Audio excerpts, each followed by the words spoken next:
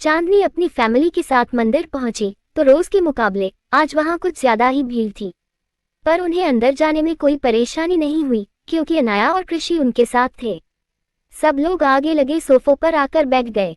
विशाल वहां पहले से ही मौजूद था, पर इतनी भीड़ की वजह से उसकी नजर चांदनी पर नहीं पड़ी। चांदनी चुपचाप बैठी राजीव के बारे में सोच रही थी। क्या हुआ चांदनी, किसके ख्यालों में गुम हो? कृषि ने उसकी बगल में बैठकर पूछा। चांदनी ने तुरंत उसकी ओर देखा और मुस्कुराते हुए बोली, उनके जिनके बिना किसी लड़की के ख्वाब पूरे नहीं होते। कृषि को उसका जवाब कुछ समझ नहीं आया और वो उसे एकटक देखने लगा। पर तभी पास बैठी पिंकी बोली, महादेव की बात कर रही है, क्योंकि हिंदू धर्म में हम लड़कियां अपने सपनों के राजकुमार को पाने की अर्जी इनके सामने ही तो लगाती है। कृषि ये सुनकर मुस्कुरा दिया और चांदनी से बोला, फिर तो समझिए कि इन्होंने आपकी सुन ली, क्योंकि मेरी इनसे बहुत बनती है। मैं डायरेक्ट इनसे कह दूंगा कि आप दोनों को वही मिले जो आपके हर ख्वाब को पूरा कर सके। वैसे चांदनी, तुम्हारे सामने बैठे बंदे में भी कोई बुराई नहीं है। अगर तुम मुझ में इंटरेस्टेड हो तो आज अभी और इसी वक्त महादेव के सामने तुम्हारा हाथ थाम लेता हूँ। चांदनी ने कोई जवाब नहीं दिया, बस राजीव के बारे में सोचकर हल्के से मुस्कुरा दी। पर तभी पिंकी बोली, इतना अच्छा चांदनी को हजम नहीं होगा कृषि, क्योंकि इसे तो इसकी तरह कोई टेढ़े दिमाग वाला ही रास आएगा। ये सुनते ही चांदनी ने तुरंत उसे घूरा और बोली, मुझे सिर्फ वही रास आएगा जो मेरे चाचा जी और चाची की पसंद होगा। उसके इतना कहते ही कृषि ने अपनी भौहें उठाकर उसे देखा और बोला, आई इम्प्रेस चांदनी, क्योंकि तुम जिस तरह के नेचर की लड़की हो, उसके बाद मुझे तुमसे इतनी आज्ञाकारी बेटी वाली उम्मीद तो बिल्कुल नहीं थी। बल्कि तुम्हें जानने के बाद तो मुझे ऐसा लगा कि तुम जब भी किसी से प्यार करोगी तो उसे पाकर जरूर रहोगी, फिर चाहे तुम्हें किसी से भी बगावत क्यों ना करनी पड़ जाए। कृषि की बातें सुनकर चांदनी को एक बार फिर अपने खुली आंखों से देखे सपने याद आ गए। वो गुस्से में वहां से उठकर खड़ी हुई और बोली, ये क्या फालतू की बातें लेकर बैठ गए आप दोनों, मुझे नहीं करनी आप दोनों से बात। इतना कहकर वो वहां से चली गई। उसके जाते ही पिंकी और कृषि हंसने लगे। मैं जरा देख कर आता हूँ सब ठीक है या नहीं, कृषि इतना कहकर हंसते हुए वहां से चला गया। चांदनी गुस्से में मंदिर से बाहर जा रही थी, तभी वो फोन पर बात करते हुए चले आ रहे विशाल से टकरा गई। विशाल उसे पकड़ते हुए बोला, संभल कर बेटा, अभी गिर जाती तुम। उसने इतना कहा ही था कि तभी चांदनी ने अपनी गर्दन ऊपर उठाकर उसे देखा। उसे देखते ही विशाल हैरान रह गया, क्योंकि उसे एक पल के लिए ऐसा लगा जैसे उसके सामने उसकी बहन चांदनी खड़ी हो।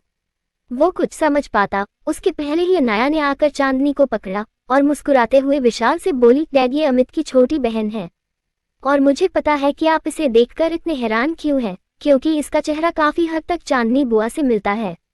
हाँ बेटा, मुझे एक पल के लिए ऐसा ही लगा जैसे चांदनी मेरी आंखों के सामने खड़ी है, विशाल चांदनी को एकटक देखते हुए बोला। अनाया के साथ चांदनी भी मुस्कुरा दी और हाथ जोड़कर बोली, नमस्ते। विशाल ने बिना कुछ कहे आहिस्ता से अपना सिर हिला दिया। तभी अनाया फिर से बोली, डैड ऐसे मत देखिए इसे, ये आपकी बेस्ट फ्रेंड चांदनी नहीं बल्कि कृषि भैया की बेस्ट फ्रेंड है, और अगर मैंने इसका नाम आपको बता दिया तो आप और भी ज्यादा शॉक्ड हो जाएंगे, क्योंकि इसका नाम भी चांदनी है। तभी कृषि वहां आकर बोला। विशाल की आंखें खुली की खुली रह गई और वो एकटक उसे देखने लगा। उसका चेहरा देखकर चांदनी मुस्कुराते हुए बोली, अनाया ने मुझे बताया अंकल कि आपकी बहन इंडिया से बाहर रहती है और आप उनसे सालों से नहीं मिले, पर अब जब भी आपका दिल अपनी बहन से मिलने का करे तो मुझे देख लीजिएगा। मैं आपकी बहन नहीं हूँ, पर उनकी तरह दिखती तो हूँ। विशाल बिना कुछ कहे मुस्कुराने की कोशिश करते हुए वहां से चला गया। कृषि भी उसके पीछे ही दौड़ पड़ा। उसके जाते ही चांदनी के फोन की बेल बजने लगी। राजीव की कॉल देखकर उसका दिल एक बार फिर तेजी से धड़कने लगा। तभी अनाया उसके कंधे पर हाथ रखकर बोली, चांदनी जल्दी से आ जाओ, कथा बस शुरू ही होने वाली है। अनाया भी चली गई, पर चांदनी फोन हाथ में लिए वहीं खड़ी थी। तभी पिंकी वहां आ गई। चांदनी के मोबाइल स्क्रीन पर राजीव की कॉल देखकर वो मुस्कुराते हुए बोली, किस्मत का लिखा कोई नहीं बदल सकता चांदनी। अगर तेरी किस्मत में वो सब लिखा है जो तुझे पहले से नजर आ रहा है तो तू चाहे कितने भी हाथ पैर मार ले, राजीव से भागने की कितनी भी कोशिश कर ले, तेरी किस्मत तुझे उसके पास लाकर ही मानेगी। आज सुबह से तू कुछ ज्यादा ही बकवास नहीं कर रही है। बेवजह मेरे दिल में राजीव के लिए प्यार वाले एहसास पैदा करने की कोशिश मत कर, समझी? चांदनी उसे घूरते हुए बोली। पिंकी के चेहरे पर मुस्कुराहट आ गई। एहसास तो पैदा हो चुके हैं चांदनी, और शायद इसलिए जब तुझे ये नजर आया कि राजीव पर हमला होने वाला है, तू अपना काम धाम छोड़कर उसके पास भागी चली गई। और अगर मैं गलत हूँ तो तू राजीव का नंबर ब्लॉक क्यों नहीं कर देती है? चांदनी ने बिना कोई जवाब दिए राजीव की कॉल कट कर दी और वहां से चली गई। संजना के साथ एक बड़े से होटल से बाहर आ रहे राजीव के कदम चांदनी की कॉल डिस्कनेक्ट करते ही रुक गए। राजीव, आज मेरी लाइफ का बेस्ट डे है, क्योंकि फाइनली हमें टेंडर मिल गया। इसलिए मैंने सोच लिया है कि हम कल एक ग्रैंड पार्टी थ्रो करेंगे, और वो भी इसी होटल में। प्लीज तुम वक्त पर आ जाना। संजना ने इतना कहकर राजीव की ओर देखा, पर वो उसके साथ नहीं था। उसने पलट कर देखा तो राजीव कुछ कदम की दूरी पर अपना फोन हाथ में लिए खड़ा था। राजीव, क्या हुआ? वहां क्यों रुक गए? संजना ने पूछा।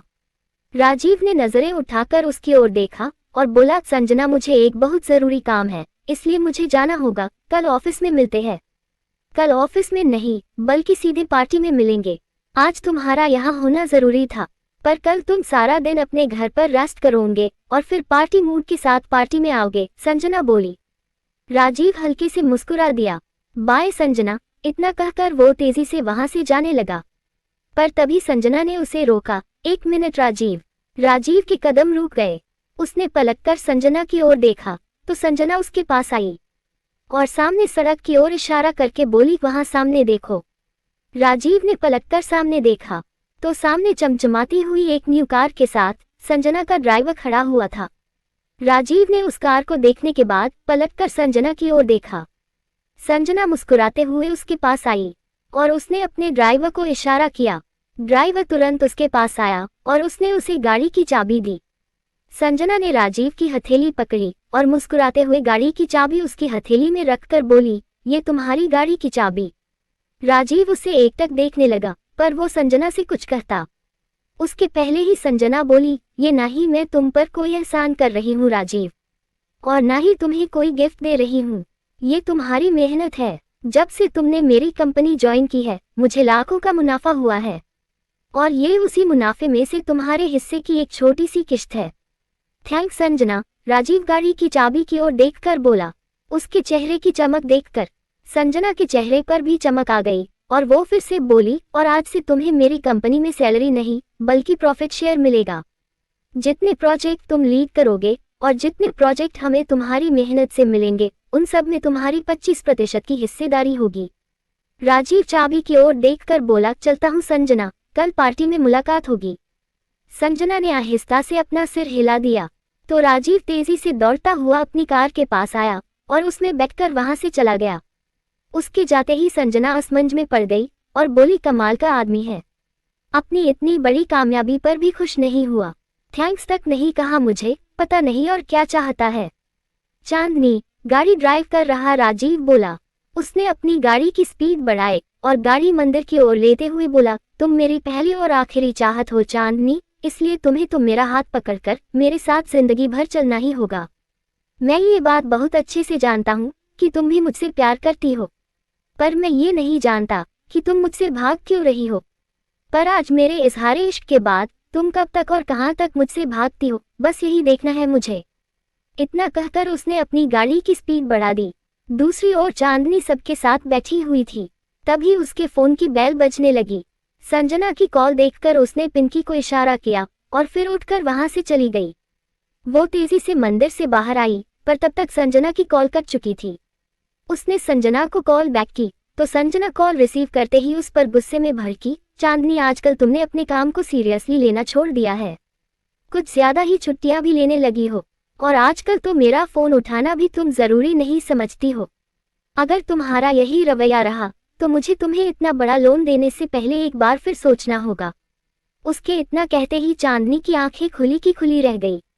वो तुरंत बोली, नहीं मैम, प्लीज ऐसा मत करिएगा, आज अगर जरूरी नहीं होता तो मैं लीव कभी नहीं लेती, और मैं आपका फोन उठाने ही जा रही थी, पर आपने कॉल काट दी। आप बताइए क्या काम है? अगर कोई बहुत जरूरी काम है ऑफिस में तो मैं आ जाती हूँ। उसकी बातें सुनकर संजना ने अपने गुस्से पर काबू किया और बोली, काम जरूरी है पर तुम घर से ही कर सकती हूँ। आज जो टेंडर खुलने वाला था वो हमें मिल गया है। क्या? चांदनी ने खुशी से चहकते हुए पूछा। संजना ने मुस्कुराते हुए जवाब दिया, हाँ, और ये राजीव की मेहनत का नतीजा है। इसलिए मैंने कल उसके लिए एक पार्टी प्लान की है और पार्टी के सारे अरेंजमेंट तुम्हें करने हैं। पार्टी हॉल मैंने बुक कर दिया है, बाकी सब तुम देख लेना। जी मैम, आप फिक्र मत कीजिए, मैं सारे अरेंजमेंट कर लूंगी। गुड, अब मैं फ़ोन रखती हूँ, कल टाइम पर ऑफिस आ जाना चांदनी। मुझे पार्टी में कोई कमी नहीं चाहिए। मैं राजीव को स्पेशल फील करवाना चाहती हूँ, इसलिए कल कोई गलती ना हो, याद रखना, संजना बोली। चांदनी कुछ कहने जा ही रही थी, पर संजना ने कॉल डिस्कनेक्ट कर दी। चांदनी ने फोन की ओर देखा और मुस्कुराने लगी। हमारी कंपनी को पहली बार इतना बड़ा टेंडर मिला है, और वो भी राजीव की वजह से। I am so happy. चांदनी खुशी से उछलने लगी, पर तभी उसका पैर वहीं बिछे कारपेट में उलझ गया और वो गिरने लगी। पर तभी कृषि ने उसे पकड़ लिया। चांदनी उसे एकटक देखने लगी। पास ही फोन पर बात कर रही राधा की नजर उन दोनों पर पड़ी, तो वो मुस्कुराते हुए वहां से चली गई। पर तभी राजीव ने अपनी गाड़ी मंदिर के सामने रोकी और गाड़ी से बाहर आने लगा, तो उसकी नजर चांदनी और कृषि पर पड़ी। चांदनी को कृषि के करीब देखकर राजीव ने गुस्से में अपने हाथ की मुट्ठी बांध ली और तेजी उनकी ओर बढ़ने लगा। कृषि ने चांदनी को सीधे खड़ा किया और बोला, लगता है आज तुम्हारी ग्रहदशा कुछ ठीक नहीं है चांदनी, इसलिए ये दूसरी बार तुम गिरने से बची हो। थैंक यू, चांदनी मुस्कुराते हुए बोली। कृषि भी मुस्कुरा दिया। तभी उसके फोन की बेल बजने लगी। स्क्रीन पर पापा लिखा देखकर उसके चेहरे पर बड़ी सी मुस्कुराहट आ गई। वो तुरंत चांदनी से बोला, चांदनी मेरे पापा का फोन है, मैं उनसे बात करके आता हूँ। चांदनी ने मुस्कुराते हुए सिर हिला दिया।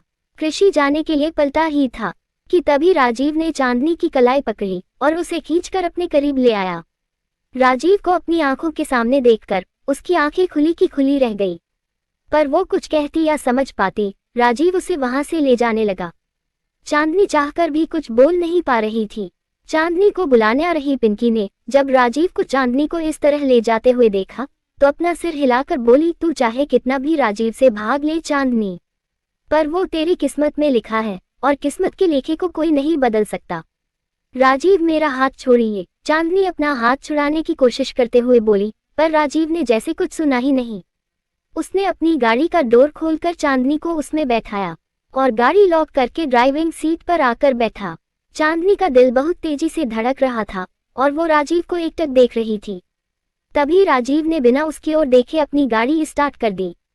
चांदनी मन ही मन बोली, अब ये क्या नई मुसीबत है कान्हा जी, पता नहीं ये मुझे कहाँ ले जा रहे हैं। कहीं इन्हें ये पता तो नहीं चल गया कि मैं इनसे प्यार करने लगी हूँ और इसीलिए इनसे भाग रही हूँ। पर राजीव ने न ही उसकी ओर देखा और न ही कुछ बोला, पर चांदनी उसे घूरते हुए बोली, राजीव गाड़ी वापस लीजिए, मुझे मंदिर जाना है, सब परेशान हो रहे होंगे। राजीव बिना उसकी ओर देखे बोला, पिंकी ये बात सबको बता देगी कि तुम मेरे साथ हो, क्योंकि उसने तुम्हें मेरे साथ आते देख लिया है। मुझे इस तरह जबरदस्ती अपने साथ लेकर जाने का क्या मतलब है? किडनैप कर रहे हैं आप मुझे? चांदनी ने उसे घूरते हुए पूछा। तो राजीव ने बिना उसकी ओर देखे जवाब दिया, अपनी ही चीज को किडनैप करने की मुझे कोई जरूरत नहीं है चांदनी, पर हाँ, मुझे अगर कोई चीज पसंद आ जाए और वो मुझे ना मिले तो मैं उसे किडनैप करने से भी पीछे नहीं हटूंगा। राजीव के इतना कहते ही चांदनी मन ही मन बोली, चांदनी तुझे क्या, प्यार करने के लिए सारी दुनिया में एक यही मिले थे। आज की इनकी इस हरकत ने ये साबित कर दिया है कि ये जो भी कुछ तुझे नजर आ रहा है ये वो सब जरूर करेंगे। हे कान्हा जी प्लीज मुझे बचा लीजिए इनसे, इस जन्माष्टमी आपको 56 भोग लगाऊंगी। तभी अचानक राजीव ने अपनी गाड़ी सड़क के किनारे ली और ब्रेक लगा दिया। उसके इस तरह अचानक से ब्रेक लगाने की वजह से चांदनी को झटका लगा और उसका सिर डैशबोर्ड से टकराने लगा, पर तभी राजीव ने डैशबोर्ड पर अपना हाथ रख दिया। चांदनी ने तुरंत उसकी ओर देखा तो राजीव बोला, मेरे रहते तुम्हें कभी कुछ नहीं हो सकता चांदनी। चांदनी उसे एकटक देखने लगी। लेखिका कविता वर्मा। अगर आपको मेरी लिखी कहानियां पसंद आ रही है और आप इस कहानी को आगे भी पढ़ना और सुनना चाहते हैं तो मेरे चैनल को लाइक करें, शेयर करें और आज ही सब्सक्राइब भी करें। Thank you for watching this video.